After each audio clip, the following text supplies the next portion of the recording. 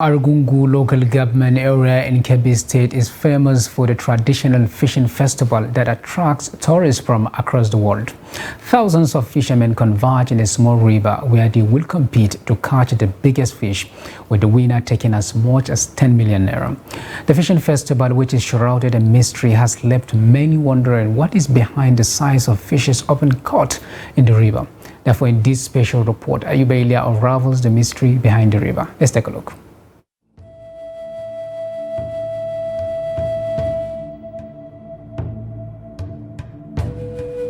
Matamfada River in Argungu local government area of Kebbi State bears rich history. It is the stream where the famous Argungu fishing festival holds.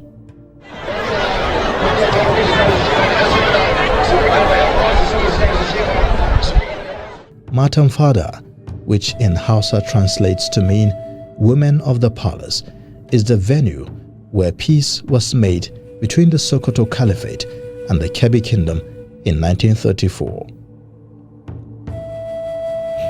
There was conflict between us, but then Hassan Damuazu, decided to pay a peaceful visit to Argungu in 1934 for the first time. Prior to that time, the Sultan of Sokoto was in Argungu 4 times, trying to defeat the kingdom, but that was not successful. So that turning point visit was seen as something momentous in our history. And the Emir at the time, my great-grandfather, Muhammad Sama, decided to celebrate the visit with, which coincided with the period of the fishing festival. It was a fishing event for the Sultan. Since the end of hostilities between the two kingdoms, the Argungu Fishing Festival has been marked as a celebration of unity and tradition. The now 4 days event climaxed with bare-hand fishing competition, where a swarm of fishermen squeeze into the stream to catch the biggest fish, to the delight of spectators from across the globe. This is Matamfada River. It is about 50 meters wide and 50 feet deep. On the day of the Argungu Fishing Festival, it is very unlikely that people like me will get a chance to enter into this water because of the number of fishermen that will be in this water in search of fish.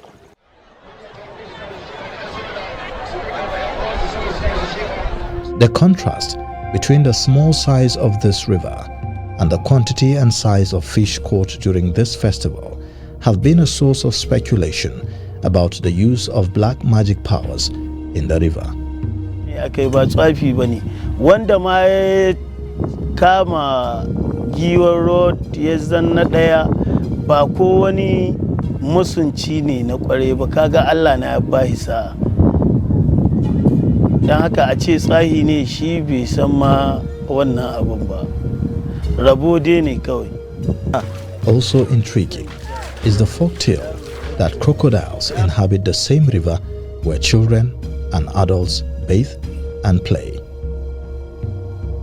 While this may symbolize the unity and peace in the story of the two warring kingdoms, the tranquility between crocodiles, fish and humans is highly unheard of.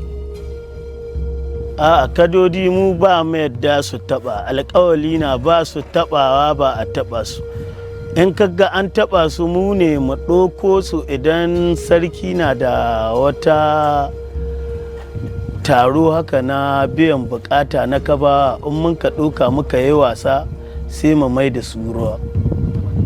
Some speculate that the custodian of the river, known as Sarkin Ruwan Kebbi, undertakes some magical rituals before the festival. Others say cordoning off the vicinity days before the event is to allow some persons to secretly import large fish to the stream. There are those who believe fishermen sneak into the river to perform magical rituals to catch big fish, while others say the fishermen possess magical powers to transfigure other competitors' log of woods or things inside the river into big fish. We think it is a secret or a black magic or something like that, isn't it? what we have learned from our ancestors is to conserve. It's all about conservation. We're celebrating conservation. You know, what people, apart from celebrating peace and reconciliation, are also celebrating conservation, because in that river, since 2019, no one has been allowed to go into that river to catch a single fish. So it's a reservoir where all kinds of fish live in peace from one festival period to another festival period. If it is annual, at least the fish has 12 months of peaceful feeding, you know, peaceful living, which attracts a lot of fish to that area because there is no fishing allowed. Whatever the story is, it has contributed in making the festival a scintillating event of international repute, so much so that UNESCO enlisted the fishing festival as a World Heritage event. But how could this international recognition be translated into something bigger for the people of Argungu and Kebbi State? You know, the festival has gone, how easily it is recognized, so it's a brand, which I believe if we organize ourselves can sell and patronize, be patrons for many products, you know, and can raise funds for Nigeria, raise money for Kebbi State and for the Emirate. The potential is left to your imagination. Because after 10 years of suspending the fishing festival, Matam Father River came alive in 2020 to mark the most recent event. To preserve the rich history of the Matam Father River, urgent action should be taken to mitigate the possible impact of climate change on the stream to avoid drying up. Government should also consider the riverside as a national treasure that should be preserved as a tourist site.